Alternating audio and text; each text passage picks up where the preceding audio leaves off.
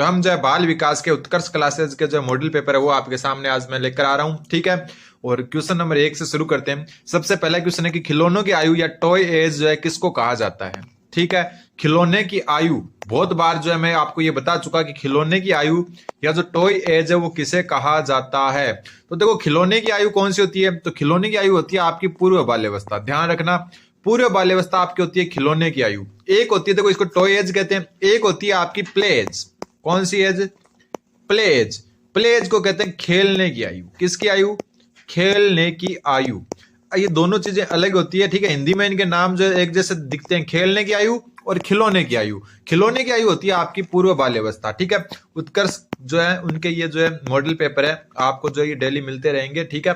तो देखो खिलौनों की आयु टॉय एज है वो पूर्व बाल्यावस्था की है, जबकि प्ले एज जिसको खेलने की आयु कहते हैं ये आपकी उत्तर बाल्यावस्था की विशेषता है। दोनों में अंतर ध्यान रख लेना, बहुत बार ये क्वेश्चन आ चुका है रीट में। तो खिलौने की आयु है पूर्व बाल्यावस्था और खेलने की आयु है आपकी उत्तर बाल्यावस्था। अगला क्वेश्चन है आपका कि उत्तर बाल्यावस्था में बालक भौतिक वस्तुओं के किस आवश्यक तत्वों में परिवर्तन समझने लगते हैं। बहुत अच्छा क्वेश्चन है।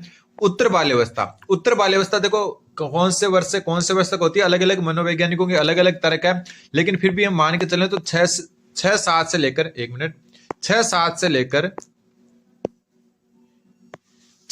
से लेकर लगभग 12 वर्ष तक का बच्चा जो होता है वो कौन सी अवस्था में होता है, आपका जो उत्तर बाल्यावस्था में होता है, ठीक है। तो अलग अलग मनोवैज्ञानिकों के अनुसार जो है इसकी आयु भी अलग अलग होती है, लेकिन 12 वर्ष जो है ऊपरी सीमा फिक्स है, लेकिन निचली सीमा वो 6, 7, 8 भी बताते हैं कई मनोवैज्ञानिक। तो इस वर्ष का जो बालक है उत्तर बाल्यावस्था में, बालक भौतिक वस्तुओं के किस आवश्यक तत्वों में परिवर्तन समझने लगता है कि संख्या परिवर्तित हो गई है, द्रव्यमान परिवर्तित हो गया है। जैसे एक लंबा गिलास है इस हिसाब का, और एक जो है आपका छोटा ऐसा जो है गिलास है, ठीक है, इतना सा बड़ा है। इसमें मान लो कि दूध यहां तक भरा हुआ है और इसमें इतना दूध भरा हुआ है, जबकि दूध की मात्रा बराबर है।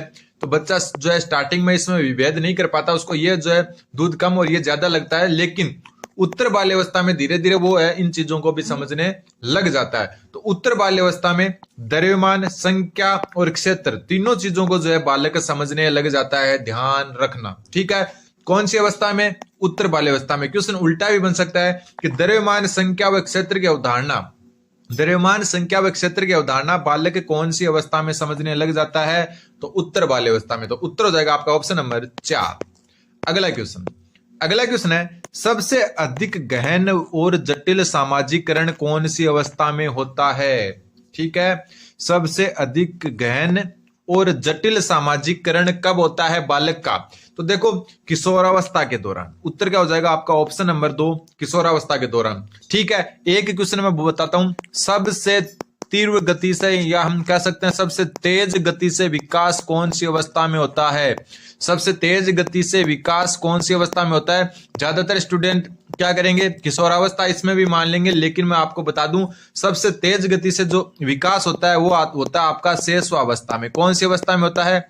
शैशवावस्था में होता है, ठीक है। सबसे धीमा विकास, सबसे धीमी गति से विकास, धीमी गति विकास कौन सी अवस्था में होता है, तो ये होता है आपका बाल्यावस्था में, ठीक है। कौन सी अवस्था में?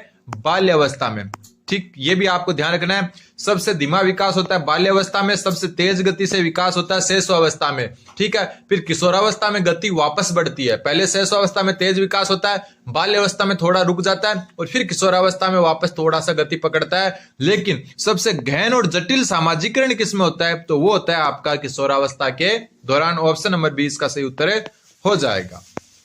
अगला क्वेश्चन देखो, मैं वापस बता दूं जो नए स्टूडेंट है उनको कि जो साइकोलॉजी है ना आपकी, level 2 science math, level 2 SST और लेवल 1 जो है आपके, उनके एक तो साइकोलॉजी तो इंपॉर्टेंट है, ये आपका सिलेक्शन डिसाइड करेगी। सिलेक्शन मतलब पात्रता डिसाइड करेगी, थोड़ी सी हार्ड आती है। दूसरी जो है लेवल 1 वालों के लिए, जो नए स्टूडेंट है उनके लिए मैथ थोड़े से प्रॉब्लम दे सकती है, हालांकि इतनी जो है हार्ड नहीं आती है, ठीक है। फिर जो है आपकी जो लेवल 2 साइंस मैथ है, लेवल 2 साइंस मैथ, यहां पर साइकोलॉजी तो है ही, इसके अलावा जिनके साइंस है उनको मैथ प्रॉब्लम दे सकती है, जिनके मैथ है उनको साइंस प्रॉब्लम दे सकती है। बाकी हिंदी इंग्लिश वगैरह इतनी प्रॉब्लम नहीं देगी। और लेवल 2 जो एसएसटी वाले हैं उनके मैं बता दूं, उनको जो एसएसटी और साइकोलॉजी, ये दो चीजें बहुत ज्यादा पढ़ने की जरूरत है। ये दो अच्छे से कर ली ना, 50% भी क्रॉस कर लिया नहीं इन दोनों में, तो आपकी पात्रता कोई भी नहीं रोक सकता। ठीक है, इसलिए साइकोलॉजी और जो खुद का जो सब्जेक्ट है उस पर थोड़ा सा ध्यान ज्यादा दे। ठीक है, लैंग्वेज आराम से हो जाएगी आपसे। सामान्य बालक प्राय किस अवस्था में बोलना सीख जाते हैं? सामान्य बालक प्राय किस आयु में बोलना सीख जाते हैं? अच्छा क्वेश्चन है, नोट कर लेना। बोलना जो है सामान्य जो है बालक जो है वो सीखता है 16 माह की आयु में। कितने माह की? 16, यानी कि लगभग जो है अपन कर सकते हैं 1.5 वर्ष से पहले पहले बालक क्या कर लेता है? बोलना सीख लेता है। लगभग 1.5 वर्ष है, क्योंकि 18 महीने होते हैं 1.5 वर्ष में, लेकिन एक बालक जो है वो बोलना जो है 16 माह में ही सीख लेता है। ध्यान रखना, इंपॉर्टेंट है, नोट कर सकते हो। अगला क्वेश्चन है, बच्चे सबसे पहले कौन सी भाषा सीखते हैं? तो बच्चे सबसे पहले कौन सी भाषा सीखते हैं? तो बच्चे सबसे पहले जो भाषा सीखते हैं वो है अपनी मातृभाषा। कौन सी भाषा? मातृभाषा। कारण क्या है कि ये बच्चा जो होता है वो अनुकरण द्वारा सीखता है। किसके द्वारा? ये भी एक नोट कर लेना, बच्चा जो है भाषा किसके द्वारा सीखता है? अनुकरण द्वारा। अनुकरण का मतलब हो गया जो है अपने आसपास के वातावरण में जो लोग रहते हैं उनको देखकर। तो आसपास का वातावरण यानी कि परिवार होता है एक बच्चे के लिए स्कूल जाने से पहले, तो वहां से वो भाषा ग्रहण कौन सी करेगा? मातृभाषा। और मातृभाषा ग्रहण करेगा, इसका मतलब भले ही उनको आप जो है जैसे अपने जो है कोई राजस्थान में कोई बच्चा पैदा हुआ है, ठीक है, और उनको आप भले ही हिंदी सिखाने की कोशिश करो, बच्चे क्या खाया, क्या हुआ, लगी क्या, ये वो, लेकिन वो सीखेगा क्या? सीखेगा वो अपनी राजस्थानी भाषा। जैसे जो है एरिया के हिसाब से जोधपुर वाला मारवाड़ी सीखेगा, शेखावाटी वाला उस वहां की भाषा सीखेगा, नागौर वाला नागौर की भाषा सीखेगा, अजमेर वाला अजमेर की भाषा सीखेगा। भले आप उसको कितनी हिंदी बता दो, लेकिन जो है उनके आप हिंदी कितने करोगे? 2 जने हिंदी बोलोगे उसके साथ, बाकी परिवार में 10 जने और भी हैं, ठीक है, पड़ोस के 10 जने और भी हैं, वो उसके साथ हिंदी नहीं बोल रहे, तो वो अनुकरण द्वारा सीखेगा। तो क्या? मारवाड़ी। ठीक है, अगला ठीक है, आजकल ये बहुत जो चल रहा है कि हिंदी सिखाएं, जबकि अपनी भाषा को कभी भूलना नहीं चाहिए। ठीक है, मायड मांगे मान्यता। ठीक है, राजस्थानी भाषा की भी अपनी अलग पहचान है, तो राजस्थानी भाषा को कभी नहीं भूले। फिर देखो अगला क्वेश्चन है, बाल मनोविज्ञान के आधार पर कौन सा कथन सर्वोच्च है? ठीक है, बाल मनोविज्ञान के आधार पर सर्वोच्च कथन पूछा है। सबसे पहले, सारे बच्चे एक जैसे होते हैं? बिल्कुल नहीं, हर बच्चा अद्वितीय होता है, मतलब एक बच्चा दूसरे से भिन्न होता है। ठीक है, प्रत्येक बच्चा विशिष्ट है? बिल्कुल, विशिष्ट या अद्वितीय एक ही बात होती है, तो प्रत्येक बच्चा क्या होता है? विशिष्ट होता है। यही बाल मनोविज्ञान का क्या है? आधार है, ध्यान रखना। कुछ बच्चे विशिष्ट होते हैं? बिल्कुल नहीं। कुछ बच्चे एक जैसे होते हैं? बिल्कुल नहीं, एक भी बच्चा एक जैसा नहीं होता। सारा का सारा यानी कि प्रत्येक बच्चा जो होता है आपका विशिष्ट होता है, ध्यान रखना। अगला क्वेश्चन है आपका, निम्नलिखित में से किस अवस्था में बच्चे अपने समवयस्क समूह, जिसको पीयर ग्रुप कहते हैं, के सक्रिय सदस्य हो जाते हैं? ये क्वेश्चन भी बहुत अच्छा क्वेश्चन है आपका, वापस देखें इस क्वेश्चन। तो इसका उत्तर होगा, देखो इसका उत्तर आपका, बहुत सारे स्टूडेंट क्या करेंगे, समवयस्क समूह वाले में जो है बाल्यावस्था उत्तर करते हैं। ठीक है, लेकिन उत्तर बाल्यावस्था नहीं होता। वापस मैं बता दूं, ये इंपॉर्टेंट क्वेश्चन इसलिए बनता है कि समवयस्क समूह जो है पीयर ग्रुप, उसका जो है समवयस्क समूह में आते ही सब बाल्यावस्था उत्तर करते हैं, लेकिन उत्तर होगा आपका किशोरावस्था। क्या होगा? किशोरावस्था। ठीक है, लेकिन जो बाल्यावस्था होता है ना, इसको कहते हैं आप गैंग एज। क्या कहते हैं? Gang as. ये थोड़ा सा कंफ्यूजिंग होता है, ध्यान रखना। वापस मैं बता देता हूं इसको एक बार। आप जो गूगल जाकर सर्च भी करोगे गूगल पर, तो भी जो है उत्तर आपको जो है क्या बताएगा? किशोरावस्था ही बताएगा। ठीक है, गैंग एज होती है बाल्यावस्था। समूह की या टोली की अवस्था भी होती है। किसकी अवस्था होती है? टोली की अवस्था भी होती है। लेकिन बात हम करें समवयस्क समूह जो है, तो समवयस्क समूह के सक्रिय सदस्य होते हैं बालक के किशोरावस्था में। ठीक है, ये क्वेश्चन आप में थोड़ा कंफ्यूजन कर सकता है। देखो, समवयस्क समूह या पीयर ग्रुप नाम आ जाए तो आपको उत्तर किशोरावस्था करना है। सीटेट में आ चुका क्वेश्चन है, आप कहीं भी सर्च करोगे उत्तर बताएगा आपको पीयर ग्रुप का कौन सा? किशोरावस्था। ठीक है, लेकिन अगर जैसे क्वेश्चन अगर ये थोड़ा सा चेंज होके आता ना, चेंज होके मतलब जो है गैंग एज किसे कहते हैं? कौन सी एज? गैंग। गैंग यानी गैंग बना के घूमते हैं, ऐसी एज किसको कहते हैं? या फिर ये आता था जो टोली की अवस्था किसे कहते हैं? तब उत्तर बाल्यावस्था होता। क्या होता? बाल्यावस्था। दोनों क्वेश्चन में जो है, दोनों क्वेश्चन परीक्षाओं में आए हुए क्वेश्चन है, तो थोड़ा सा इनको ध्यान से सुन लेना। ठीक है, क्वेश्चन बाल्यावस्था देखो, मैं खुद अगर सोचता तो बाल्यावस्था सोचता, लेकिन ये क्वेश्चन आए हुए क्वेश्चन है समवयस्क समूह या पीयर ग्रुप आते, उत्तर होगा किशोरावस्था। और जैसे गैंग एज, टोली की अवस्था, ये आ जाता है तब उत्तर बाल्यावस्था माना जाता है। दोनों चीजें नोट कर लेना अपने नोट्स में। ठीक है, अगला क्वेश्चन, एक क्वेश्चन है कि एक अध्यापक की दृष्टि में कौन सा कथन सर्वोत्तम है? प्रत्येक बच्चा सीख सकता है, कुछ बच्चे सीख सकते हैं, अधिकतर बच्चे सीख सकते हैं, बहुत कम बच्चे सीख सकते हैं। तो देखो इसका जो उत्तर होगा कि एक अध्यापक की दृष्टि में जो है प्रत्येक बच्चा सीख सकता है, ठीक है, लेकिन एक निश्चित आयु तक, ठीक है, कुछ चीजें एक निश्चित आयु तक ही सीख सकता है, उसके बाद उसको नहीं सिखाई जा सकती। जैसे आप सोच रहे हो कि 10th क्लास का एक बच्चा है, उसको गणित सिखाऊं, तो गणित सिखाना उसको बहुत मुश्किल हो जाएगा। हालांकि वो सीख सकता है लेकिन मुश्किल हो जाएगा, ठीक है। लेकिन अगर एक पहली क्लास से लेकर 5वीं क्लास तक का बच्चा है, उसको अगर अच्छे से अपन गणित पढ़ाएं तो वो गणित 10वीं क्लास तक भी जो है उसकी अच्छी ही रहने वाली है, ठीक है। तो प्रत्येक बच्चा सीख सकता है, एक अध्यापक की दृष्टि में ध्यान रखना। अगला क्वेश्चन है, मैकडूगल के अनुसार मूल प्रवृत्ति जिज्ञासा का संबंध संवेग कौन सा है? आपको बताइए मैकडूगल ने कितनी जो है मूल प्रवृत्तियां और जो है संवेग दिए थे? 14 मूल प्रवृत्तियां दी थी। कितनी? 14 मूल प्रवृत्तियां, ठीक है। इन 14 मूल प्रवृत्तियों में जो है ये बोला है कि मैकडूगल के अनुसार मूल प्रवृत्ति जिज्ञासा है, इसका संबंध कौन से संवेग से है, ठीक है। ये एक अच्छा क्वेश्चन बनता है आपका कि जो जिज्ञासा है उसका संबंध, जिज्ञासा क्या आपकी मूल प्रवृत्ति है, 14 मूल प्रवृत्तियां और उनसे संबंधित 14 इन्होंने संवेग बताए थे। तो जो जिज्ञासा मूल प्रवृत्ति है आपकी, जिज्ञासा मूल प्रवृत्ति का इन्होंने बोला है कि किस जो है मतलब संवेग का संबंध जिज्ञासा मूल प्रवृत्ति से है। बहुत अच्छा क्वेश्चन है। तो जिज्ञासा मूल प्रवृत्ति आपकी आश्चर्य से संबंधित है। किससे संबंधित है? आश्चर्य से संबंधित। उत्तर क्या हो जाएगा इसका? आश्चर्य। अब बात करें भय का, भय से संबंधित कौन सी मूल प्रवृत्ति है? तो पलायन। कौन सी है? पलायन है, ठीक है।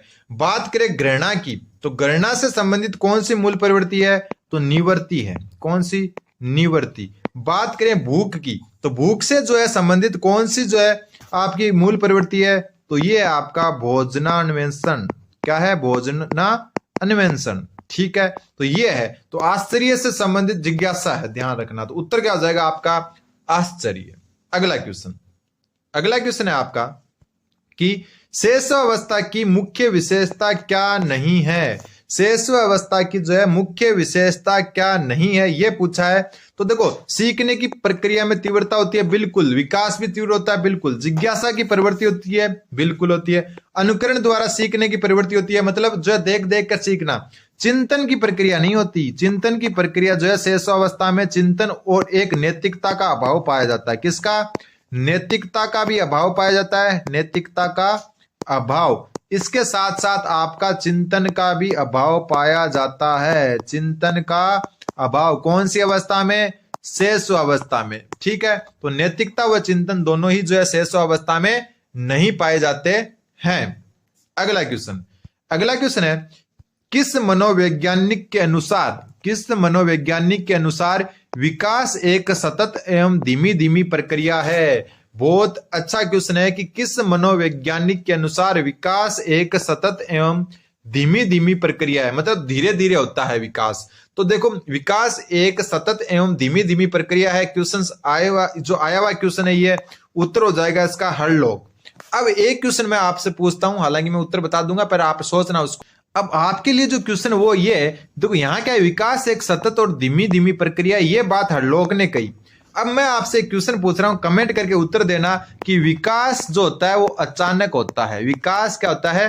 तीव्र प्रक्रिया है। विकास तीव्र प्रक्रिया है और अचानक होता है। ये बात किसने कही? कमेंट जरूर करना। अगले वीडियो में इसका उत्तर बताऊंगा मैं। विकास तीव्र गति से होता है तथा अचानक होता है, ये बात किसने कही? धीमी धीमी वाली बात तो आपकी किसने कही? हरलोक ने कही। अगला क्वेश्चन है, बाल्यावस्था होती है। बाल्यावस्था कौन से वर्ष तक होती है? तो मैं आपको बता चुका, बाल्यावस्था जो आपकी होती है वो 12 वर्ष तक होती है, ठीक है। स्टार्टिंग का पॉइंट इसका जो हम कई जो है मनोवैज्ञानिकों ने बाल्यावस्था को एक ही भाग में बांटा है, कईयों ने 2 भाग में, पूर्व बाल्यावस्था और उत्तर बाल्यावस्था 2 भागों में बांट दिया। पूर्व बाल्यावस्था 3 से 7, किसी ने 3 से 6 तक बताई है, ठीक है। और उत्तर बाल्यावस्था जो है 7 से लेकर 12 वर्ष तक बताई है, किसी ने 6 से 12 भी बताई है। तो ये अलग अलग मनोवैज्ञानिकों की अलग अलग अवधारणाएं हैं, लेकिन इसका जो लास्ट का समय वो 12 वर्ष होता है, ये ध्यान रखना। तो बाल्य जो अवस्था है वो क्या होती है? 12 वर्ष तक होती है। अलग अलग मनोवैज्ञानिकों का अलग अलग राय है, वापस में बता दूं। कोई ये ना सोचें कि उत्तर बाल्यावस्था तो 6 से 12 होती है, कोई ये भी ना सोचें 8 से 12 होती है। अलग अलग मनोवैज्ञानिकों के अलग अलग मत हैं इसमें, ठीक है। फिर है आपका क्वेश्चन नंबर 13, विकास में वृद्धि से क्या तात्पर्य है? विकास में वृद्धि से क्या तात्पर्य है? ज्ञान में वृद्धि, संवेग में वृद्धि, वजन में वृद्धि, आकार, सोच, समझ और कौशल में वृद्धि। तो जो विकास में जो वृद्धि है इसका मतलब है व्यक्ति के आकार, व्यक्ति की सोच, समझ, कौशल, इन सब में वृद्धि होना जो है विकास में वृद्धि से तात्पर्य है। ये क्वेश्चन भी आया हुआ है रीट एग्जाम में, ध्यान रखना। अच्छे क्वेश्चंस मैं आपके लिए लेकर आ रहा हूं। विकास में वृद्धि से तात्पर्य आकार, सोच, समझ और कौशल में वृद्धि से है। अगला क्वेश्चन है निम्नलिखित में से कौन सी किशोरावस्था की मुख्य समस्याएं हैं? किशोरावस्था की मुख्य समस्याएं कौन कौन सी है? संवेगात्मक समस्याएं, बिल्कुल, जल्दी गुस्सा आना, ठीक है, जल्दी जो है मूड खराब होना, होता है ना, मूड खराब हो गया आज तो मेरा, ये किशोरावस्था में ज्यादा होता है, ध्यान रखना। कौन सी अवस्था में? किशोरावस्था में, मूड ऑफ वाला, ठीक है। समायोजन की समस्या, यानी कि हम हर किसी से समायोजित नहीं हो पाते, हर किसी के साथ एडजस्ट नहीं हो पाते। शारीरिक परिवर्तनों की समस्याएं, तो आपको पता है किशोरावस्था में बहुत सारे शारीरिक परिवर्तन भी होते हैं, तो उत्तर क्या हो जाएगा आपका? उपयुक्त सभी। अगला क्वेश्चन है बाल विकास का सही क्रम है। ये तो एकदम इजी क्वेश्चन है। बाल विकास में सबसे पहले कौन सी अवस्था होती है? सबसे पहले देखो बात है यहाँ पर जो ऑप्शन के हिसाब से प्रौढ़ावस्था के बाद किशोरावस्था नहीं आती, ठीक है। पूर्व किशोरावस्था, मध्य किशोरावस्था, उत्तर किशोरावस्था। तो किशोरावस्था को इन भागों में किसी ने बांटा ही नहीं है, ठीक है। किशोरावस्था को ये 3 भागों में किसी ने नहीं बांटा, ठीक है। तो उत्तर क्या हो जाएगा आपका? शेषावस्था, बाल्यावस्था और किशोरावस्था। बाल्यावस्था जरूर 2 भागों में बंटी हुई है। 2 भाग कौन कौन से? सबसे पहले पूर्व बाल्यावस्था और उसके बाद होती है उत्तर बाल्यावस्था। पूर्व बाल्यावस्था और फिर होती है उत्तर बाल्यावस्था। ये 2 भागों में बंटी होती है, ठीक है। अलग अलग मनोवैज्ञानिकों के अनुसार जो है अलग अलग है, ठीक है। तो ये ध्यान रखना, सबसे पहले शेषावस्था, फिर बाल्यावस्था, फिर किशोरावस्था और इसके बाद आती है आपकी प्रौढ़ावस्था। कौन सी? प्रौढ़ावस्था, ठीक है। अगर आगे दिया होता तो ये ऐसा होता, ठीक है। अगला क्वेश्चन, विकास शुरू होता है। विकास कब से शुरू होता है? तो देखो विकास जो है आपका जन्म से पूर्व शुरू हो जाता है। इसको हम कहते हैं जन्म से पूर्व शुरू, या हम कह सकते हैं भ्रूणावस्था में शुरू हो जाता है। कौन सी अवस्था में? भ्रूण की अवस्था में, यानी कि शरीर पेट के अंदर ही जो है, माता के पेट के अंदर ही जो है भ्रूणावस्था में ही विकास शुरू हो जाता है। तो इन ऑप्शन के हिसाब से देखें तो उत्तर हो जाएगा प्रसव, यानी कि जो जन्म से पूर्व अवस्था से, ठीक है। जन्म से पूर्व अवस्था यानी प्रसव पूर्व अवस्था से ही विकास शुरू हो जाता है, ध्यान रखना। अगला क्वेश्चन है बाल्यावस्था में सामाजिक विकास के बाल्यावस्था में सामाजिक विकास के रूप में मुख्य क्या है? तो देखो बाल्यावस्था में क्या जो है मुख्य है वो आपको बताना है। सबसे पहला सामाजिक चेतना का यथेष्ट विकास। तो देखो सामाजिक चेतना का यथेष्ट विकास जो है आपका बाल्यावस्था में नहीं होता, तो ये तो गलत हो गया। फिर बालक व बालिकाओं में एक साथ रहने की प्रवृत्ति, बिल्कुल ध्यान रखना। समलैंगिकता की भावना सबसे ज्यादा पाई जाती है कौन सी अवस्था में? बाल्यावस्था, समलैंगिकता नहीं, गलत कर दिया मैंने, 1 मिनट, ठीक है। समलैंगिकता की जो भावना है ना वो भी सबसे ज्यादा बाल्यावस्था में पाई जाती है, ध्यान रखना। कौन सी? समलैंगिकता की भावना, समलैंगिकता की भावना, ठीक है। मतलब जो है बालक जो है बालकों के साथ जो है ज्यादा जो है दोस्त करते हैं और लड़कियां लड़कियों के साथ। लेकिन एक बात ध्यान रखना, विषम लैंगिकता की सबसे ज्यादा भावना किसमें होती है? विषम लैंगिकता की सबसे ज्यादा भावना, देखो इसको क्लियर कर देता हूं मैं, लैंगिकता की सबसे ज्यादा भावना जो पाई जाती है वो पाई जाती है किशोरावस्था में। कौन सी अवस्था में? किशोरावस्था में। लेकिन एक चीज और क्लियर कर दूं, यहां पर जो बालक और बालिकाओं में एक साथ रहने की प्रवृत्ति, इसका अर्थ क्या है? इसका अर्थ कभी भी समलैंगिकता से मत लो आप, ठीक है, ना विषम लैंगिकता से लो। इसका मतलब है लिंग भेद जो है कम पाया जाता है इन बालकों में, मतलब लिंग के आधार पर जो भेद होता है ना वो कम पाया जाता है, ध्यान रखना। तो ये इसका उत्तर हो जाएगा। मतलब बालक ये नहीं समझता कि वो लड़की है वो ये लड़का है, वो एकदम सबके साथ जो है एक जैसा ही व्यवहार करता है। अपनी अवस्था के गिरोह से अलग रहना, तो ये तो है नहीं, गिरोह यानी कि टोली एज तो है, ये अभी ऊपर बात कर चुके हैं अपन, ठीक है। टोली अवस्था है या हम कह सकते हैं गैंग एज है, ठीक है। बाल्यावस्था जो बाल्यकाल की अंतिम अवस्था में माता पिता में स्वास्थ्य सामंजस्य, तो ये भी नहीं है। उत्तर इसका दूसरा होगा, ध्यान रखना। कौन सा होगा? Option number 2। अगला क्वेश्चन है लोरेंस कोहलबर्ग के विकास के क्षेत्र में शोध के लिए जाना जाता है, ठीक है। लोरेंस कोहलबर्ग जो है विकास के क्षेत्र में शोध के लिए जाने जाते हैं, यानी कि किस विकास के क्षेत्र में लोरेंस कोहलबर्ग द्वारा जो है मतलब क्या किया गया? विकास किया गया, शोध किए गए। तो उत्तर हो जाएगा आपका नैतिक विकास, ठीक है। लोरेंस कोहलबर्ग है वो आपके नैतिक विकास से संबंधित हैं। अगला क्वेश्चन है कि बालक के शारीरिक एवं क्रियात्मक विकास की दिशा क्या होती है? ये अच्छा क्वेश्चन है। बालक के शारीरिक और क्रियात्मक विकास की दिशा क्या होती है? सिर से पैर की तरफ, सिर से पैर की तरफ बिल्कुल होती है, पैर से सिर तो होती नहीं है, तो ये दो तो कट गए। ठीक है, फिर शरीर के मध्य से बाहर की ओर या शरीर के बाहर से मध्य की ओर, तो ये भी कट गया। उत्तर हो जाएगा ऑप्शन नंबर 2, सिर से पैर की तरफ होती है, जिसको कहते हैं सिपेलोकोडल। क्या कहते हैं? सिफेलोकोडल विकास। क्या कहते हैं? सिपेलोकोडल। फिर है शरीर के मध्य से बाहर की ओर, यानी कि परिधि से बाहर की ओर भी कहते हैं इसको, परिधि से बाहर की ओर। और इसको जो है क्या कहते हैं? प्रोक्सिमोडिस्टल विकास। कौन सा? प्रोक्सिमोडिस्टल विकास, मोडिस्टल विकास। तो प्रोक्सिमोडिस्टल यानी कि इस परिधि से बाहर या शरीर के मध्य से बाहर की ओर, और सिर से पैर की ओर को कहते हैं सिपेलोकोडल। तो उत्तर हो जाएगा आपका ऑप्शन नंबर 2। और आज का लास्ट क्वेश्चन, व्यक्तिगत शिक्षार्थी एक दूसरे से डैश में भिन्न होते हैं। मतलब दो बच्चे जो होते हैं वो एक दूसरे से किस प्रकार भिन्न होते हैं? वर्धीय विकास के सिद्धांतों में। तो ये तो गलत है। सिद्धांत सब पर समान होते हैं, सब पर समान रूप से लागू होते हैं, समान रूप से लागू होते हैं, रूप से लागू होते हैं। ठीक है, बात करें विकास की दर, तो ये भिन्न होती है। विकास की दर अलग अलग होती है, कोई में विकास तीव्र होता है, कोई में थोड़ा सा धीमा होता है। ठीक है, तो ये आपको ध्यान रखना है। विकास का क्रम सब में भिन्न नहीं होता, एक जैसा होता है। शेष अवस्था से जो है आपकी बाल्यावस्था आएगी, बाल्यावस्था से आपकी किशोरावस्था की। और विकास की सामान्य क्षमता भी सब में क्या होती है? सेम होती है। तो उत्तर दर से हो जाएगा, दर भिन्न भिन्न होती है। तो ये आपके 20 क्वेश्चन उत्कर्ष क्लासेज के जो मॉडल पेपर है उससे थे।